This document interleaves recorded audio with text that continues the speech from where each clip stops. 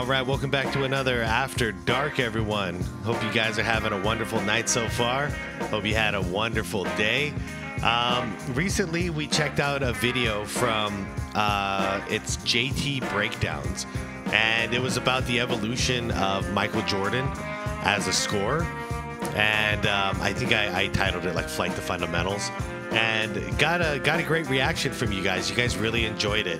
This is more on the nerdy side of basketball, because it's really just focused on breaking down someone's game. And a lot of you guys chimed in and asked if I could react to the Kobe Bryant one. So here we are today. This one is called "How Kobe Bryant Evolved as a Scorer." So the exact same title as the Michael Jordan one, but with Kobe Bryant in place. And I think we're going to see a lot of similarities, but there are definitely some differences, especially with Kobe Bryant's like long game and deep ball game. And Kobe at a young age was not nearly as athletic of a freak as Michael Jordan was.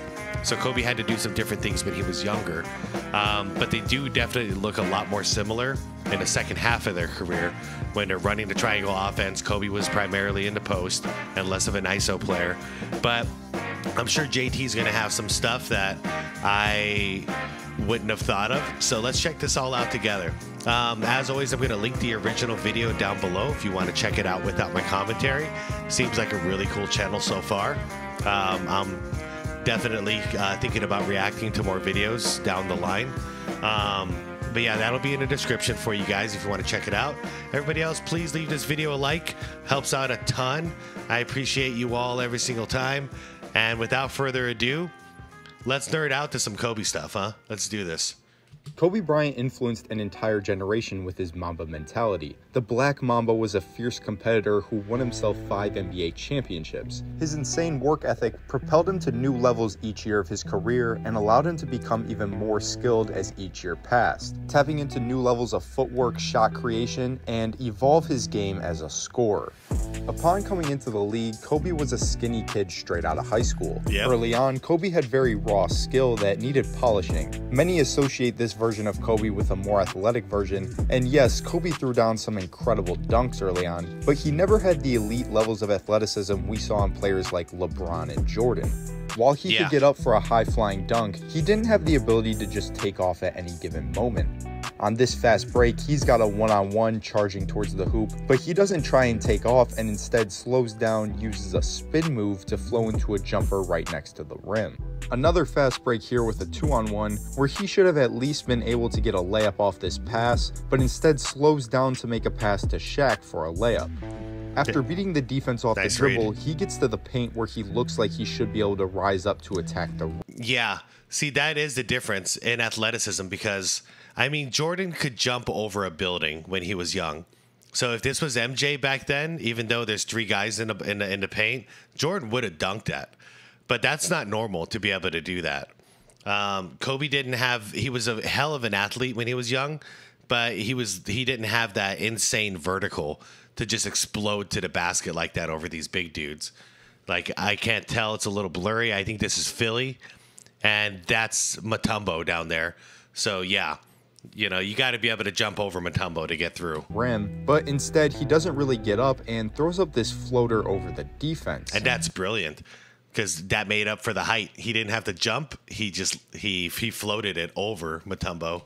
And I'm aware that he was capable of ripping right past the defense and rising up for a poster dunk, but this wasn't happening all the time, and I think this had a lot to do with his first step. He didn't have a lightning quick first step that allowed him to just rip right past the defense. As he changes pace from slow to fast here, he can't get right past the defense. His man stays in front of him, walls him up, forcing him to take the pull-up jumper that he makes anyway. We see him with the ball on the wing where he rips to drive, but once again can't get past his defender on his hip, forcing him to slow down and spin off the defender, where he can then get this floater layup in front of the rim. That's beautiful. That was over Mutombo again. But yeah, quick rewind. It's something I have always noticed with him. That is one difference between him and MJ is MJ would have a strong, quick first step, and he would go towards the basket. Kobe would go to the side or out with his first step. Like that. You see, his first step is so far out. Oops, excuse me. So that was his first step. So instead of his first step being inward to get a head up on the penetration, he's going wide, which allows the defender to catch up to him, which is where he's at here. And then he's got to get more creative, which is why I still say Kobe Bryant hit the toughest shots in NBA history. But this is part of the reason why. Defender on his hip, forcing him to slow down and spin off the defender, where he can then get this floater layup in front of the rim. Yep, this was something that he actually got better at later on in his career as he got older.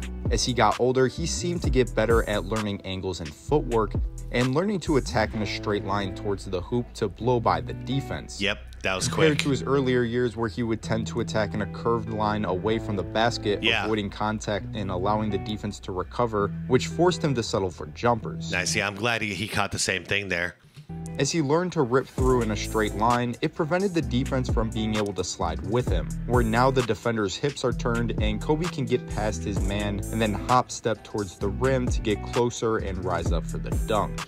He mastered the change of pace with it, ripping with one dribble, then instantly slowing down, which throws off the defender, forcing him in this split stance with his hips open, where now Kobe can lower his shoulder to speed back up and get right to the rim.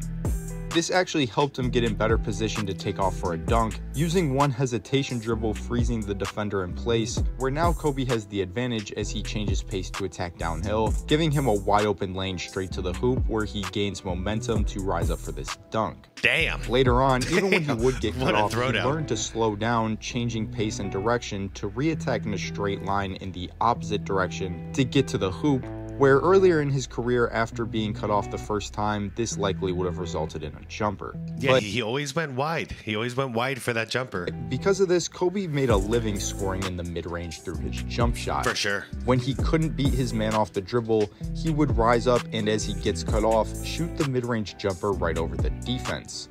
Early on, he kept these mid-range jumpers fairly simple, using a few jab steps or a couple dribbles to score in the mid-range.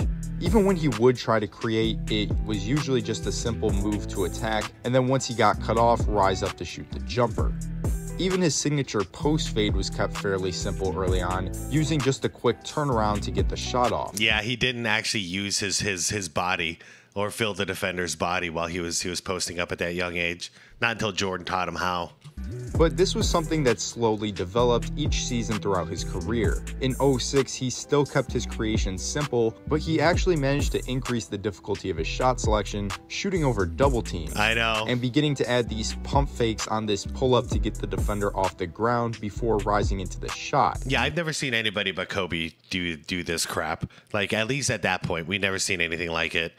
He can sit there at the three-point line with two defenders on him, and he'll pump fake 5 times. And then he'll just go up. He'll go straight up with the damn shot and drill it. It's, in my book, it's the worst shot ever. But he made it so often that it's like, all right, it's kind of like the Steph Curry thing. You make it enough time, then I guess it's a good shot now, at least for you.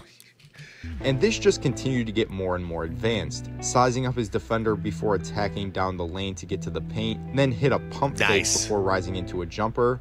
Now when he attacks with one dribble, planting his inside foot to flow into a shot before his defender even has a chance to cut him off as his momentum is still moving forward. And you see how different it is later on versus when he was young and he would go wide and out and then get that contact and have to resort to a jumper. This is different. You know, this is him. Now when he Watch his steps, because he's going to go right in, jab right in with that first step, and then Ray Allen's going to have to compensate by backing up, and at that point, Kobe's got him. Attacks with one dribble. See, right there, he's going straight through. His inside foot to flow into and now he committed to the drive, thinking that's where he's going, but Kobe's smart. He sees a trap coming right here, so he just gets him off balance and pulls up for a quick jumper. He got so much smarter as he got older as a player. Shot before his defender even has a chance to cut him off as his momentum is still moving forward, and Kobe just rises up to shoot right over him. Brilliant. He only continued to find more ways to create, driving down the lane and shooting a one-leg moving fadeaway as he bumps into the defender and fades away. And that's kind of like a la Dirk Nowitzki right there. incorporating his handle as he uses a double in and out and then another in and out to a crossover to create space for this pull-up. Oh, he just got Or you. using a behind the back, then a in and out hezzy to attack off the dribble and stop the pull-up, making the and one jumper. We saw this same evolution from his post fade, which was one of his favorite go-to moves, advancing it from a quick turnaround off the catch, then learning to drive into a quick shoulder fake turnaround jumper. He also learned to become way more patient in these post-ups, using a quick left-right shimmy before turning back left, hitting a pump fake, then nudging his defender to lean back and shoot the fade over him. That's more Hakeem Olajuwon than Michael Jordan post out right there with the little Kobe flare at the end. Here he patiently backs down his defender in the post, then picking up the ball in this split stance, allowing him to pivot in either direction. And once he sees the double coming, turning around in the opposite direction to fade over the defender for the and one. I gotta say, that's also an Hakeem Olajuwon move. And I know Hakeem train how do I want to say it? I don't want to say he's his trainer, but he did teach Kobe that, because Kobe wanted to learn his post moves. And Hakeem is still mentoring players to this day. Giannis is the most recent one, I recall. But that's so, like, perfect Hakeem Olajuwon post right there. I just want to watch it one more time in case he doesn't cover it anymore. Ball in this split stance, allowing him to pivot. Yep, that split stance. That's it. That's not a Jordan stance. Interesting. Direction, and once he sees the double coming, turning around in the opposite direction to fade over the defender for the and one. Kobe really wasn't a high volume 3-point shooter, making right around 1 3-pointer a game until the 05 season, and he really only shot them when he got a wide open look. This became a more common part of his game in 06, more than willing to pull a shot a few feet beyond the arc with a defender nearby. Yep. And even making these face-up, fade-away shots from beyond the arc as well. This developed into shooting deeper threes, which was a part of the game advancing in this direction. He started to use his handle to create off the dribble for these shots, using a floating cross into a fake pickup, then a triple between the legs before rising up for the three. Got you. By the way, those deep ball threes where he used to shoot, like right around here, we used to all make fun of him. We used to call him a ball hog and stuff. I'm not going to lie. But we'd be like, dude, Kobe don't want to pass so bad that he's willing to shoot almost at half court. And now it's so funny thinking back, because you fast forward to nowadays, and because Kobe started it, then Steph took it to a whole nother level. Man, Steph will shoot out here and not give a damn, but he'll also make them. So the whole league now is like has the green light to jack up near half court shots. And to think back then we were making fun of Kobe just because he was shooting a couple of feet out. Like, that's nothing compared to what we're seeing now. But yeah, he kind of, I never saw a player do this until Kobe Bryant started doing it. Incorporated some of the face-up moves he was using out of the high post to now beyond the arc. Watch how he takes one dribble, uses a hezzy into another quick dribble, then pump fakes before shooting the shot right over the defender and making it. God, that is such a difficult shot. Advancements in his scoring had a lot to do with his handle. Early on, he didn't have a tight handle to really create. Watch how coming off this pick and roll with the big hedging so high up, he should have been able to split this screen to get downhill, but instead he doesn't, goes around the big and settles for a jumper. And that's why he's smart, because when Dwayne Wade came around and he was splitting the defenders left and right, Kobe actually hit up Dwayne Wade and asked for his mentorship on how to split the defense. And yeah, guess what? Kobe added that to his arsenal. It's funny at the time, because Dwayne Wade, it was like, this is my idol, one of my idols, calling me and asking me for advice. Like, he was like so gung-ho about it. But I don't think he thought so far ahead to think, oh shit, if I teach Kobe how to do this, he's gonna be unstoppable. Just a few years later, we already see him advancing in this area. In 06, he's in the same position, but now this time when he sees the big too far up, he splits him right down the middle, where now he gets an open jumper from this. Thanks, D-Wade. As he evolved, that was against Miami too, wasn't it? Is that Miami? Is that D-Wade right there? Right down the middle, where now he gets an open jumper from this. As he evolved, he found ways to dice up the defense with his handle, which was much different compared to his simpler game from early on. Kobe's game got more skilled and advanced as he aged throughout his career. He found new ways to improve his shot creation and ability to get to the rim. Kobe's game got better as he got older, which was due from years and years of working on his craft. Agreed. While he was younger, his game was much more raw skill, but he still found ways to dominate. Just like Kobe, LeBron also dominated in different ways from when he was younger. So if you would like to see why we have never seen a player like young LeBron James, click on this video right here. I mean, I agree. Young LeBron James is actually something I was very interested in. We've never seen a young man play the way that young LeBron played. It's just that his game didn't really develop.